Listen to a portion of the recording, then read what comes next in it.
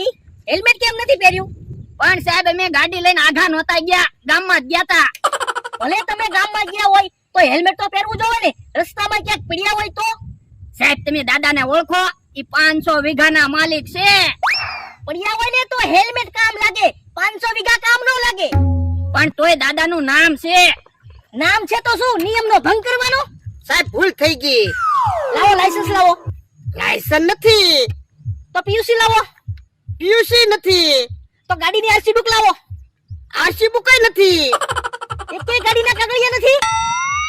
એકેય ગાડીના કાગળિયા નથી તોય તમે ગાડી ચલાવો છો? પણ સાહેબ ગાડી અમારી છે તો અમે ગાડી તો હાંકવી જ છે ને. કોઈ વાંધો નહીં, ગાડીએથી નીચે ઉતરો.